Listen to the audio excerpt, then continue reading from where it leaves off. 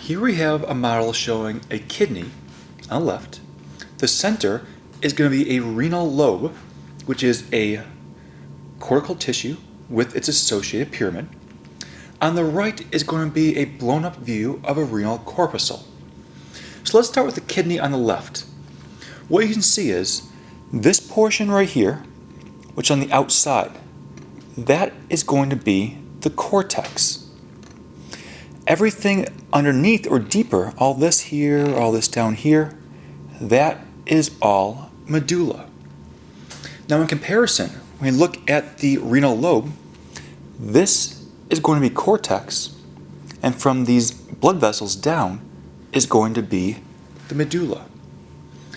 Now, if you leave the cortex and head down to the medulla, this structure, here, there's one down here, these are all renal pyramids.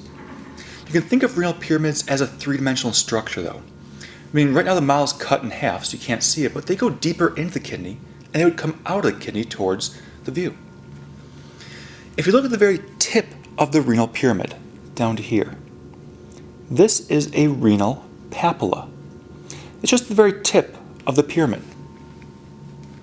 Now if we take the pyramid, the renal pyramid, and its cortex above, so do an imaginary line straight up here, an imaginary line straight down there. All of this and this are going to be a renal lobe, which is what you see in the center here. Now in between each pyramid is going to be a renal column. So following the blood vessel up, that's a renal column, there's one right there, there's one coming up here, right there. That's what runs in between the pyramids. Now in the pyramid, that's where the nephrons are partially contained. The majority of the nephrons in the cortex up here, but a little bit goes down in the pyramid. So if we look at this blown up version over here, what we're seeing is this part right here is the glomeruli, which is a capillary, inside the renal capsule. Well, that whole thing together is called a renal corpuscle. So for comparative purposes, we have this tiny little dot here. Over here, same dot, renal corpuscle. Over here, this whole thing is a renal corpuscle. You can see the glomeruli, the capillary, and then we can see the outside capsule, or the renal capsule. Now if we look at, we're trying to find the nephron. This is going to be the nephron.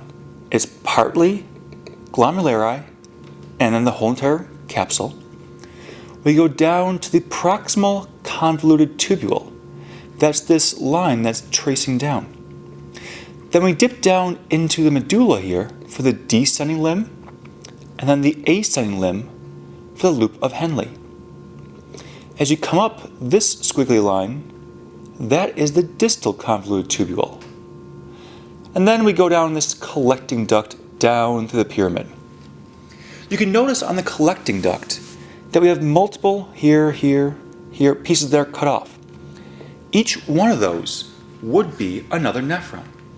So each collecting duct is going to drain, filtrate from several nephrons at the same time. So we have the, again, renal corpuscle, proximal convoluted tubule, descending limb, ascending limb, loop of Henle, distal convoluted tubule, down the collecting duct. Now, once we leave the collecting duct, it's not really filtrate anymore because you can't really modify it as much. So as you leave the collecting duct, you can see over here, that's a collecting duct going down into this tube. This tube is called a minor calyx. So we have several minor calyces here. As the minor calyces join together, so we have one here and one here, they form this larger structure called a major calyx. As the several major calyces, here's one, come together, this large central area here is going to be the renal pelvis. The renal pelvis leaves the kidney via the ureter, which is this tube out here. So when we start to filter the blood because that's what a nephron's doing, it's filtering.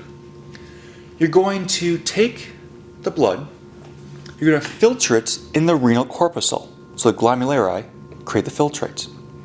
Goes in the proximal convoluted tubule, goes in the loop of Henle, descending, ascending, up to the distal convoluted tubule, down the collecting duct, and the entire time it's going through that nephron and collecting duct, the filtrate is going through reabsorption and secretion. You're adding and subtracting liquid, you're adding and subtracting ions and particles. You're basically balancing out what the body needs to keep versus what it needs to get rid of. So once it gets down the collecting duct, we come down to the minor calyx.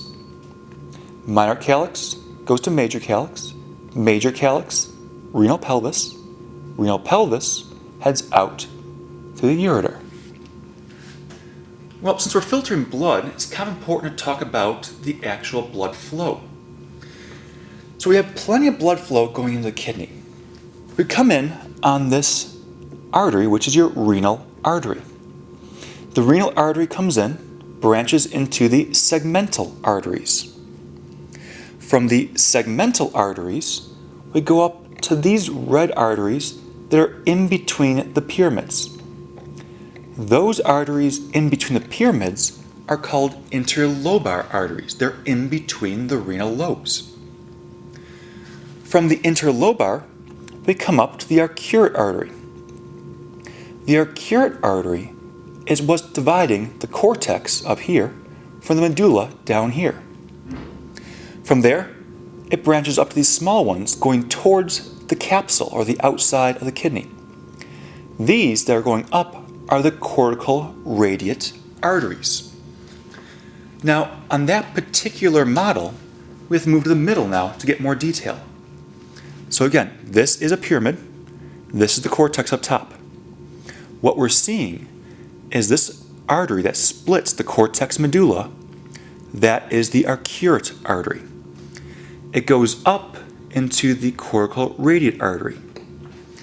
From the cortical radiate artery, we go into this little tube right here. You can see how it leads into the glomeruli. This small tube is an afferent arteriole. It supplies the blood into the capillary, which is the glomeruli. From there, you can see the blood comes out. It leaves via the efferent or efferent arteriole. You can see a blown up picture over here. This is your glomeruli. The afferent arteriole comes in, the efferent arteriole leaves. You can notice that the afferent arteriole is a larger diameter than the efferent arteriole. Well, when the blood leaves the efferent arteriole, it can go one of two places. It either leaves the efferent arteriole and goes into the capillaries in the cortex. Those capillaries are called the peritubular capillaries. Or it leaves and runs down into the medulla, and these are the Vasa Recta capillaries. The Vasa Recta. So that means we really have three different types of capillaries. We have the glomeruli inside the renal corpuscle. We have the peritubular capillaries in the cortex. We have the Vasa Recta down in the medulla. Now these peritubular capillaries, the ones that are up here in the cortex, they're going to function in reabsorption and secretion with your proximal convoluted tubule and distal convoluted tubule. While the Vasa Recta is going to function with secretion and absorption from the loop of Henle, descending and ascending, as well as a little bit with your collecting duct right here in the center. Well, once you've finally gone through all those capillaries, the filtration occurs in the glomeruli, the reabsorption, the secretion, the delivering of gases and nutrients occurs in the Vasa Recta and peritubular capillaries. We start the return trip on the venous side. So as we go through the capillaries, we we go into the cortical radiate vein to the arcuate vein. So over here we can see the cortical radiate vein in blue to the arcuate vein in blue, which goes to the interlobar vein. From there, it goes directly into the renal vein, which is a little bit deeper in here. One thing to note, there is not a segmental vein. It does not exist. So every vein and artery are paired up. There's a cortical radiate artery, a cortical radiate vein. There is an arcuate artery, an arcuate vein. There is an interlobar artery and an interlobar vein. There is a renal artery and renal vein, but there is only a segmental artery.